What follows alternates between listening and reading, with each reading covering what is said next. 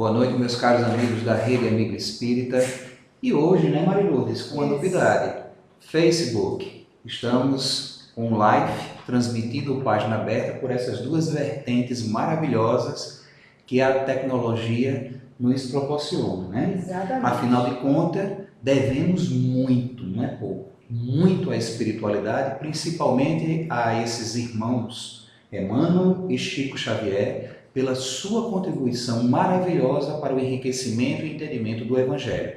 Então, quem hoje puder, pode nos acompanhar tanto pela Rede Amigo Espírita Canal 5, né, que já estamos ao vivo, como também pelo Facebook e pela página da Federação Espírita Paraibana. Então, fique conosco, o Página Aberta está entrando no ar. E hoje o tema é muito interessante e pertinente, não é isso, Marilourdes? Com certeza, Queiroz. Muito boa noite a todos os irmãos que estão conosco e as irmãs. E nós vamos hoje trabalhar o capítulo 28, conversarmos, né? O capítulo 28 do livro Pão Nosso, que traz como título E os Fins? É uma pergunta. Uma pergunta que não pode justificar os meios nos fins, né? Então vamos ver como isso pode ser explicado à luz da doutrina, à luz do Evangelho. Vamos lá, Mary. E Emmanuel vai trazer a sua reflexão de hoje baseada na carta de Paulo, primeira carta de Paulo aos Coríntios, que é o capítulo 10, com o versículo 23. Nós vamos trazer um pouco do texto, né, dessa carta, para que a gente possa fazer esse entendimento, né? Logicamente, nós não vamos nos aprofundar na carta em si, até porque Emmanuel faz um recorte justamente do ponto central, né? Geralmente ele pega o versículo central daquele texto para nos trazer o ensinamento daquele versículo, né? Mas quem quiser ler com muito cuidado e reflexão o texto é muito interessante, porque Paulo, nessa carta, ele começa, geralmente, né? São cartas onde o objetivo, e aí a gente já começa trabalhando o tema de hoje, que eram os fins, né? Os fins, o objetivo, o fim de cada carta de Paulo é aconselhar, orientar, dirigir, né? Alertar, repassar alguns ensinamentos aos primeiros cristãos, né? Então ele passa essa carta e vai fazendo uma reflexão desde o primeiro versículo até o versículo que nós vamos parar, que é o versículo 23, que é da leitura de hoje. Ele começa dizendo o seguinte, já chamando a atenção no primeiro versículo do capítulo.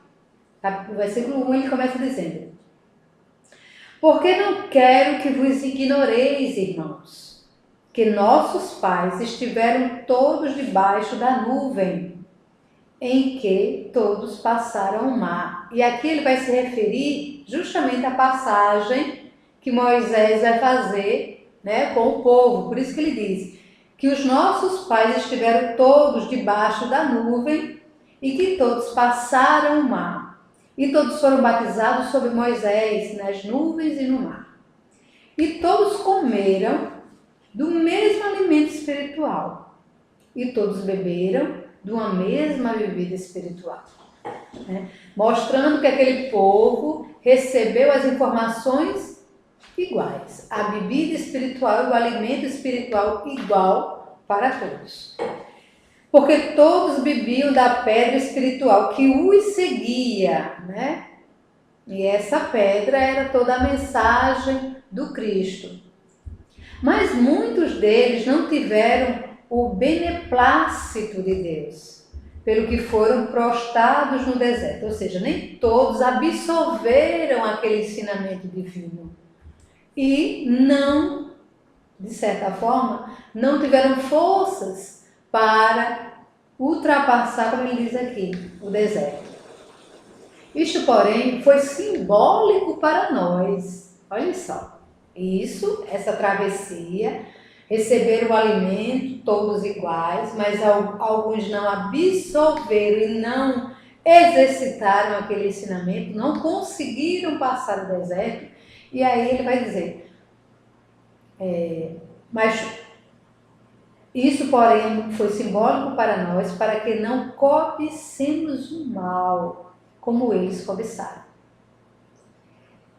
Nem vos façais idólatras, como alguns deles, conforme está escrito, o povo se assentou para comer e beber, e depois se levantaram para brincar. Aquela passagem, né, que Moisés vai pegar as tábuas, e naquele momento que ele se afasta do povo, o povo aproveita e fazem todo aquele momento, né? Nem adulteremos, como alguns deles foram, e num dia morreram 23 mil, né? Nem tentemos o Cristo, como alguns deles o tentaram e perceberam pelas mordeduras das serpentes. Nem murmureis, como alguns deles murmuraram e pereceram pelo exterminador. Então, ele vai mostrando, né, que as pessoas foram se perdendo quando não ouviram e assimilaram. Tudo isto, porém, que alegoricamente lhe aconteceu, foram escritas para o nosso escarmento, a quem os fins do século chegaram. Aquele, pois, que crê está em pé. Parece até que ele está dizendo para a gente agora, né? Veja, não caia. Então você tem toda essa história do Antigo Testamento, mostrando todas as fases da humanidade até hoje. E se a gente não estiver de pé, acreditando, tendo fé, né, a gente pode cair. Vós ainda não experimentaste senão tentações humanas, mas Deus é fiel. E daí a grande frase que a gente vê tanto por aí. Mas Deus é fiel. E aí a gente vai entender o que é que ele quer dizer com essa fidelidade de Deus. O qual não permitirá que vós sejais tentados mais do que mais do que podem as vossas forças, porque Deus é justo. E tudo que nos acontece, ela tem um objetivo. Por isso, Deus e a fidelidade. Porque Deus, a sua lei é justa para todos. Ele não vai dar uma prova maior do que a gente possa, né?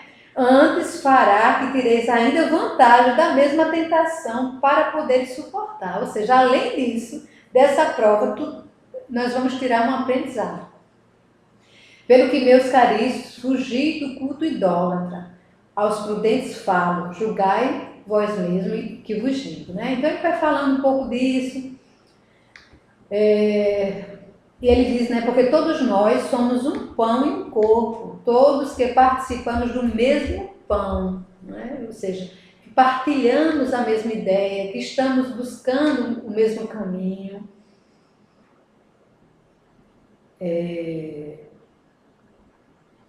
E aí ele falando disso, né, dessa questão de como a gente vai vivenciando as coisas, aí ele chega, tem uma puladinha que é grande a carta, quando ele diz assim: não podeis ser partícipes da mesa do Senhor e da mesa dos demônios.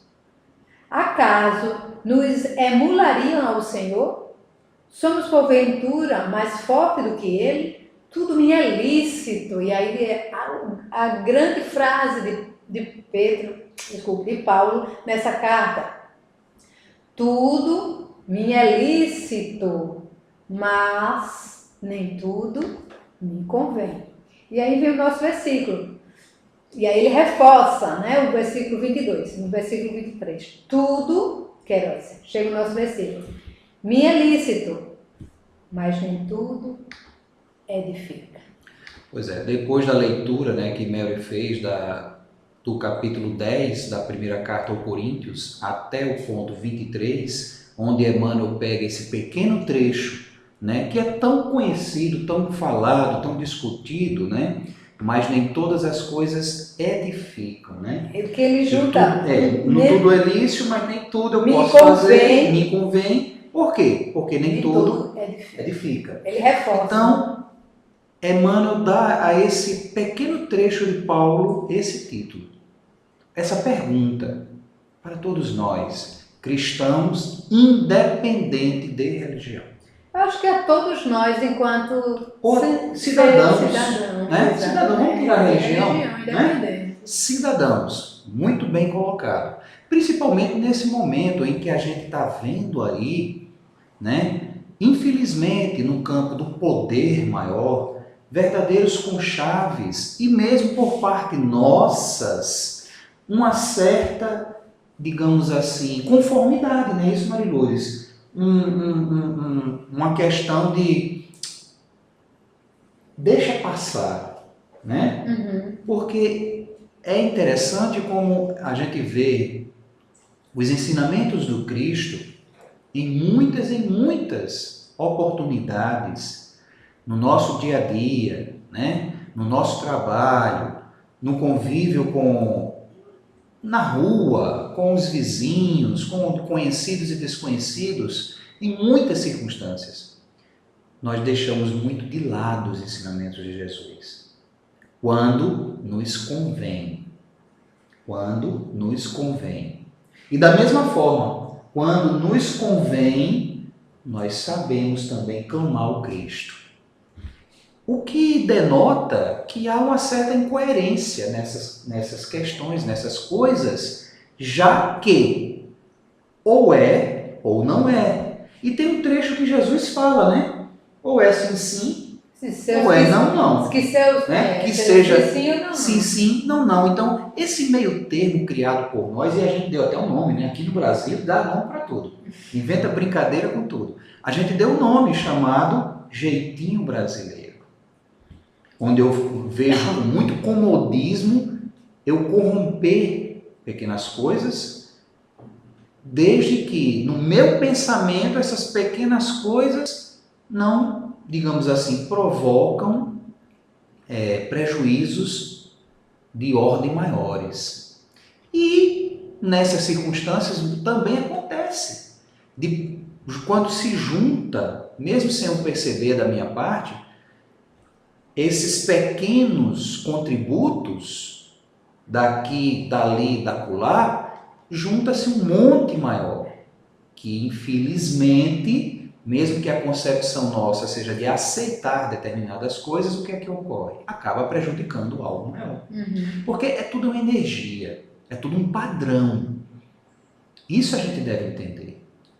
Aí eu reclamo, eu rejeito, né?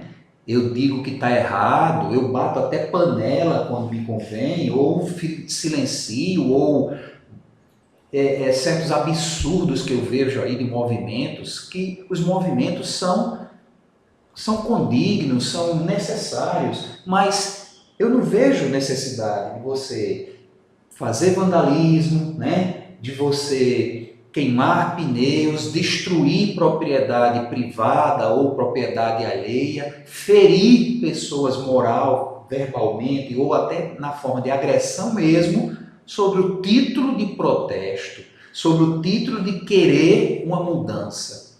Me perdoem, meus irmãos, mas eu não enxergo nisso aí uma convicção de verdade, um paradigma dentro do que nós professamos num país laico, obviamente, né? Impera várias religiões, mas a natureza principal de todas elas é o cristianismo. O que fundamenta mais, o que tem peso mais é o cristianismo.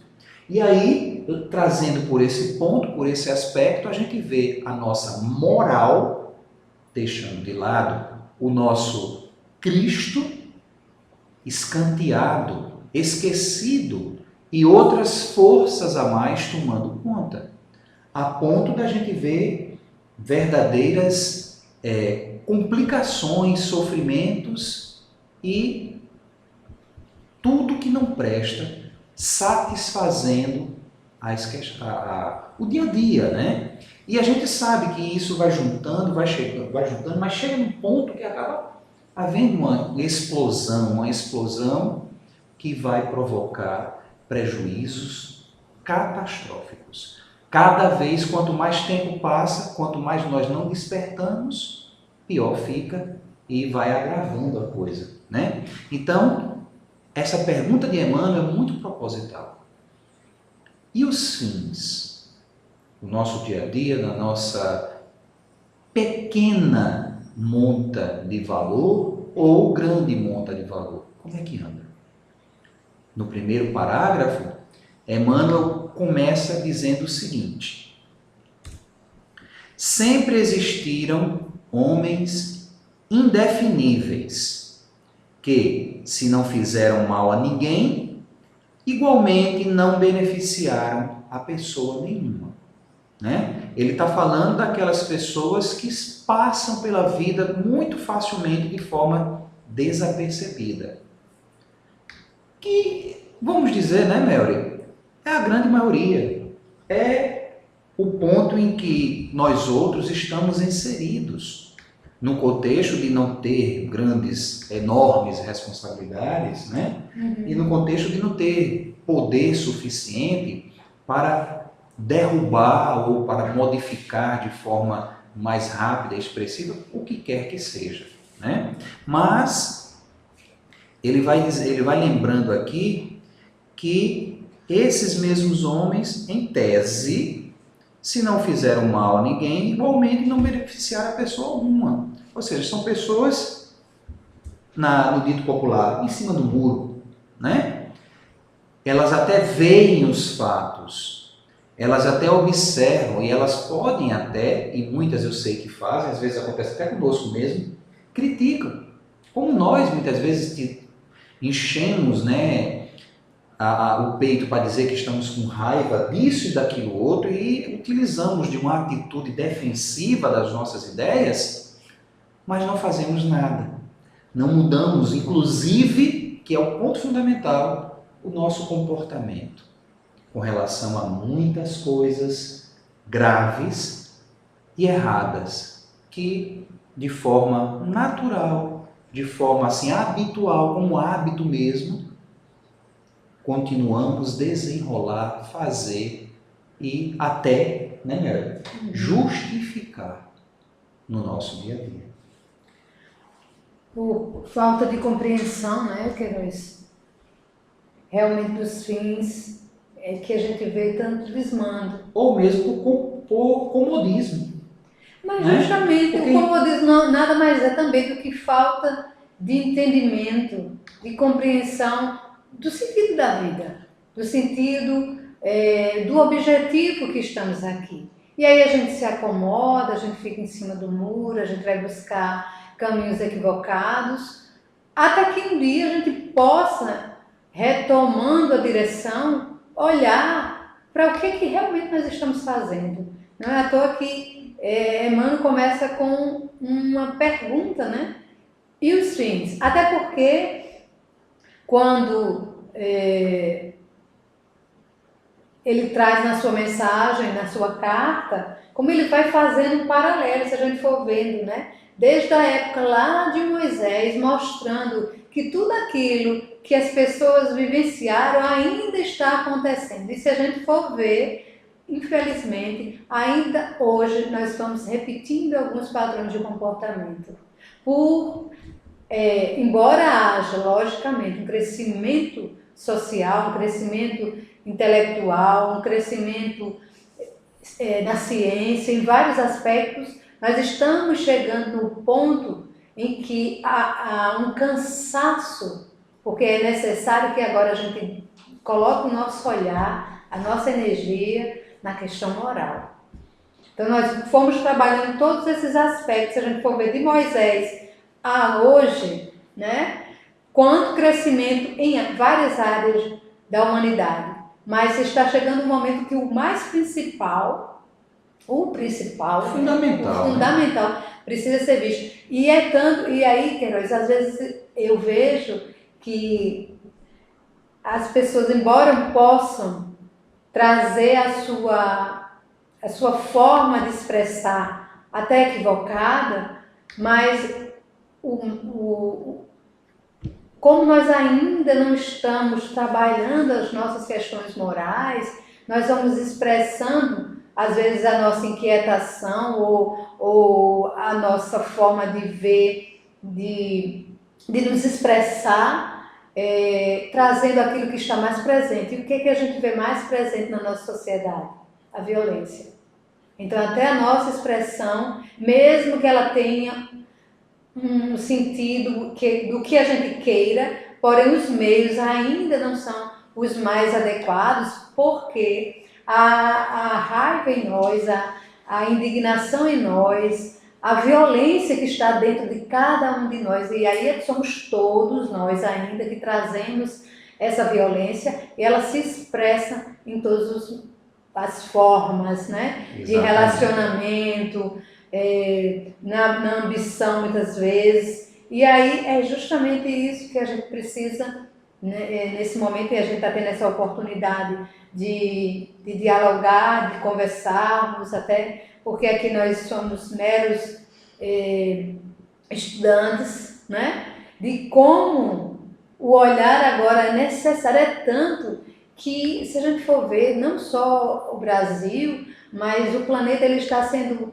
atacado na sua base, que é a base moral, na base dos direitos, na base dos valores. Então, tá sendo tão claro isso, Queiroz, que talvez a gente esteja um tanto quanto sem saber o caminho para acertar. Mas só em a gente já começar a ver, eu acho que já é um passo, né? Com certeza. E Ju, você ia falar? Não, pode falar. E deixa eu pegar. O que eu ia reforçar enquanto você pega aí, nesse aspecto, né, estamos necessitados demais de voltarmos para dentro de nós mesmos. Isso. A questão, né, daquela vertente atribuída, né, aquela frase lá no templo de Delfos, né, atribuída a Sócrates. Sim. Qual a melhor maneira de você se resolver ou resolver as coisas do mundo? Conhece-te a si mesmo. Porque quando você falou muito bem aí que estamos na expressão, no ápice daquele momento em que a nossa agressividade, vamos dizer assim, a nossa besta interior, né? O nosso lado mais animal está aliás, está, né, em cima mesmo, né? Está potencializando nossas decisões, as nossas escolhas, os nossos relacionamentos, né? E aí a gente vê que isso não está construindo, ao contrário, está trazendo dor, está trazendo mais desigualdade, está trazendo muito sofrimento e um certo desespero também.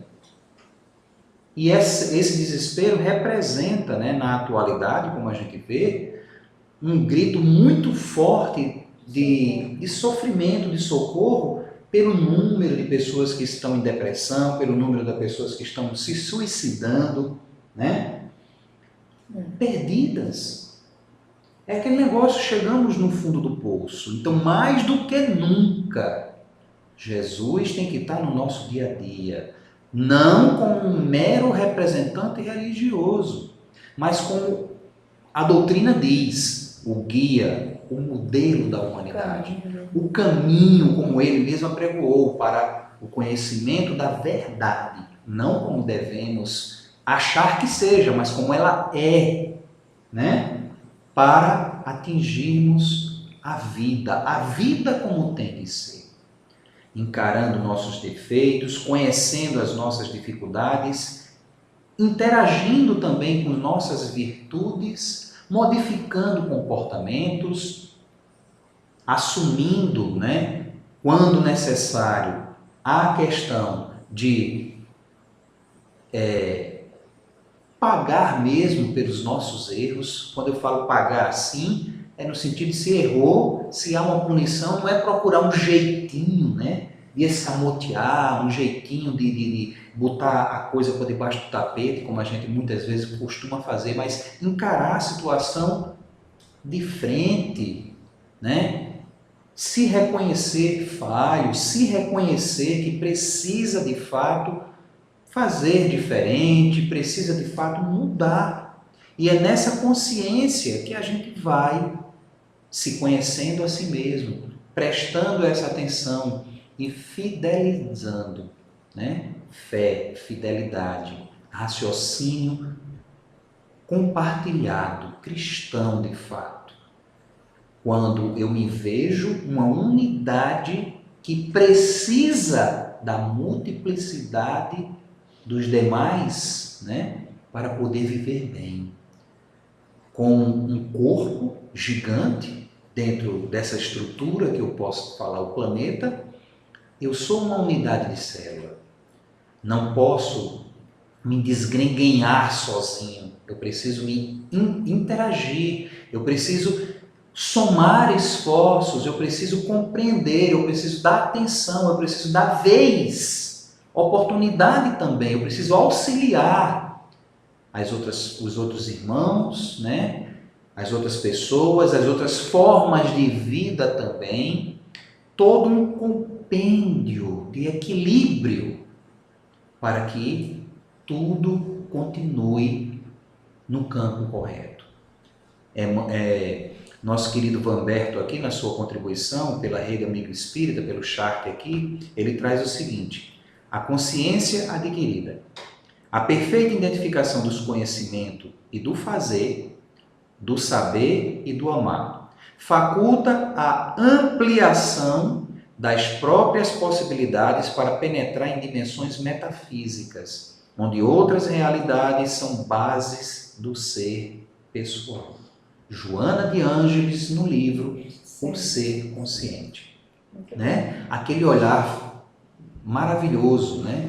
Fantástico, essa citação aí que Vamberto traz de Joana, a necessidade de fato, verificarmos, somos potenciais divinos, somos criaturas em elevação, somos espíritos, somos energia, somos vida, somos luzes. Então precisamos esse despertar, né? E sair da sombra. Continuando o parágrafo, né? Emmanuel, ele diz o seguinte: examinadas neste mesmo prisma, as coisas do caminho precisam interpretação sensata, para que se não percam a inutilidade, né? E aí é interessantíssimo a gente verificar isso, porque olha o que ele diz, né, na linha seguinte, no parágrafo 3º. Olha que coisa interessante. Quando ele cita aqui, né, que examinadas no mesmo prisma das pessoas que, como a gente leu anteriormente, lá no primeiro parágrafo, passam sem fazer bem, sem fazer mal, né? Mas estão fazendo alguma coisa. Estão somando ou diminuindo algo. Nada passa desapercebido no universo. Ela é do engano. E Jesus mesmo diz que não cai uma única folhinha de uma árvore sem que seja com a permissão de Deus, né? Aí ele diz, olha que interessante, com relação às nossas escolhas. É lícito ao homem dedicar-se à leitura ou aos negócios honestos no mundo. E ninguém poderá contestar o caráter louvável dos que escolhem conscientemente a linha de ação individual no serviço útil, né? Então, nós temos o nosso dever, nós temos a nossa obrigação, nós temos a necessidade tanto de buscar o ganho, né, no negocial, como também temos a necessidade e a premissa de buscarmos a iluminação, a intelectualização, o conhecimento. Mas olha que interessante o que ele diz no parágrafo seguinte. Entretanto, será justo conhecer os fins. Olha bem. Entretanto, aí eu me lembro de Jesus, né? Não me lembro quem foi, eu acho que foi Alberto Almeida. Alberto Almeida, quando disse, toda vez que Jesus abria a boca para dizer, em verdade vos digo, aí preparemos-nos que vinha encrenca, né? Preparemos que vinha aquela situada bonita. Aí Emmanuel, né, diz, entretanto, aí lá vem o aguilhão que Emmanuel nos traz para a nossa atenção, para o nosso despertar.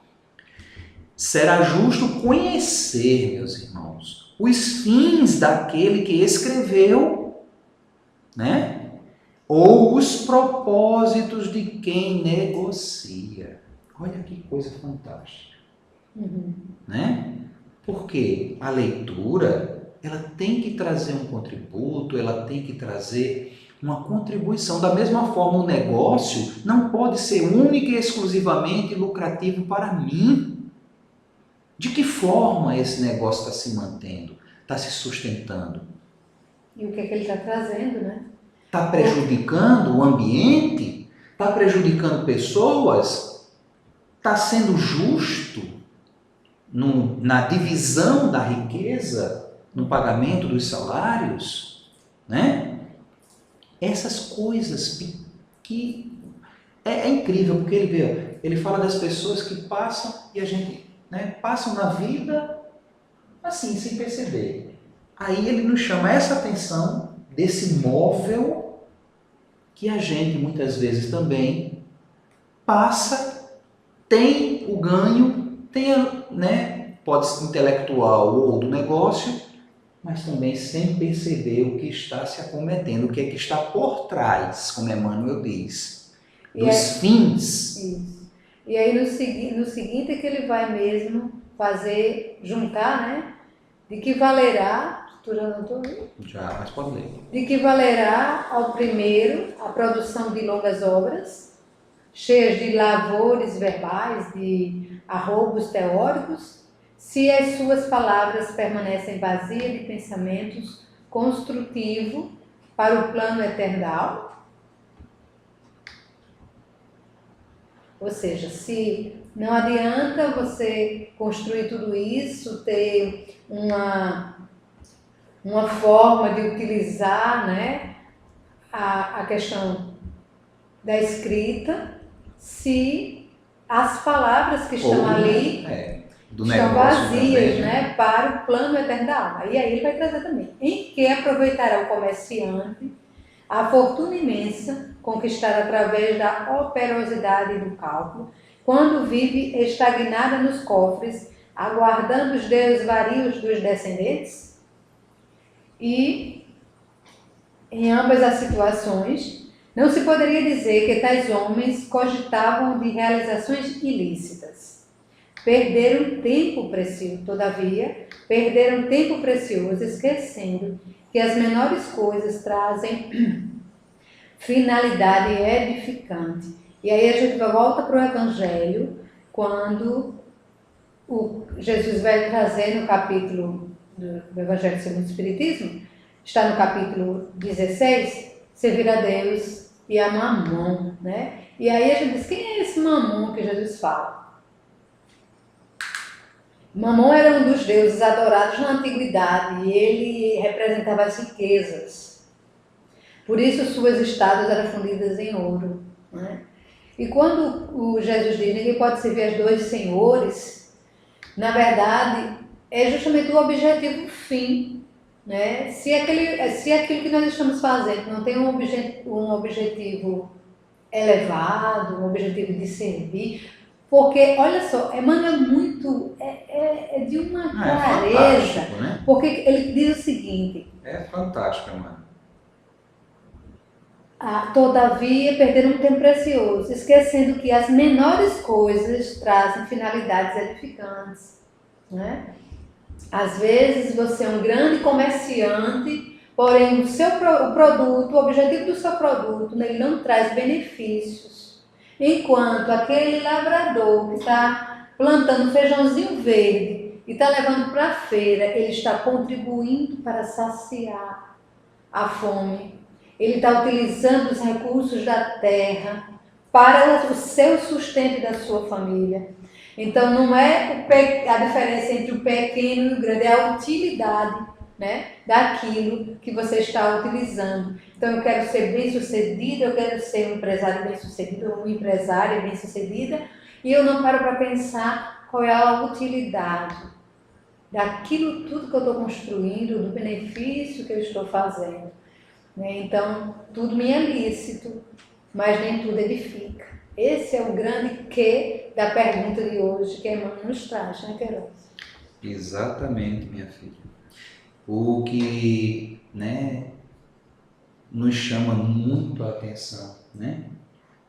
Que isso está tão assim entranhado no dia a dia das pessoas, né? Que a gente considera de fato normal até o que é imoral. A gente vê, inclusive,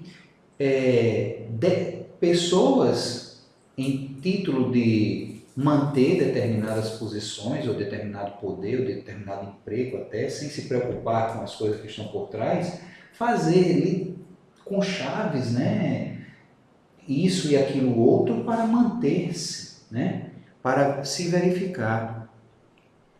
E aí, Emmanuel, ele vai nos dando esse posicionamento muito feliz, né, do dever verdadeiro do cristão.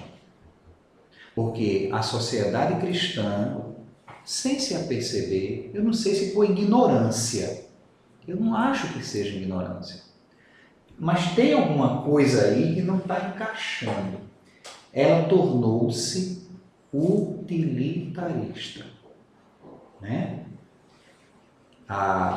O cristianismo, ele é uma filosofia que promove o bem-estar, mas é o bem-estar de toda a coletividade. Mesmo que eu, como pessoa, como ser impulsionador, trabalhador, em algum momento passe por privação, por sofrimento, né? Ou mesmo por dificuldades de pequenas ou grandes montas, ou mesmo privações.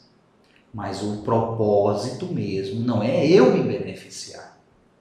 Não é beneficiar um grupo ou uma base, né, de pensadores fiéis no mesmo paradigma, mas é atingir a todos. E aí a gente lembra do Cristo quando ele chegava naquele pontinho, né, quando alguém vinha para ele e dizia: olha, esse caba anda com prostituta, esse caba anda com leproso, né? Vai no meio da rua aí com todo mundo. E Jesus só respondia uma coisa: o médico não vem para os sãos. Não há necessidade de médico para sãos, mas para os doentes. Para os doentes. E diante daquele trama político, né? Porque foi um trama político, aquele momento de Judas, ele não queria, sob hipótese alguma, prejudicar Jesus. Ao contrário, ele queria que o Cristo tivesse o ganho de poder de forma mais veemente, né? De forma mais rápida. Então, Judas articulou um trama político da forma que ele achava que seria um ganho para o cristianismo, para Jesus. Mas o Cristo, independente da situação, independente do que ocorreu, ele não preferiu modificar o seu pensar, a sua verdade, na questão de proporcionar a todos, mesmo com a insurreição de si mesmo, mesmo com o sofrimento não merecido, mas deixar para todos, para a posteridade, né, os ensinamentos e digamos assim, o paradigma verdadeiro da mensagem. Infelizmente, quando Judas viu que a ideia dele realmente estava deturpada, a gente sabe o que aconteceu, né? Infelizmente. E nós constantemente agimos dessa maneira, né, meus irmãos? Nós deixamos de ser cristãos e, repito, nos tornamos, em natureza, utilitaristas. Porque o utilitarismo ele também segue uma filosofia, uma conduta para beneficiar, né? Para trazer um bem, um contributo. Mas diferente do cristianismo, não importam os meios. Não importa o que ele vá fazer ou se há prejuízo, desde que o meu grupo, desde que o meu universo não sofra dificuldade, receba bem-estar. Então, percebemos que se a gente fizer uma reflexão profunda e verdadeira, nós somos muito mais utilitaristas do que cristãos, né? E continuando com Emmanuel, ficou em que ponto aí, Mary? Ele vai dizer que o trabalhador cônscio das responsabilidades que lhe competem não se desvia dos caminhos retos.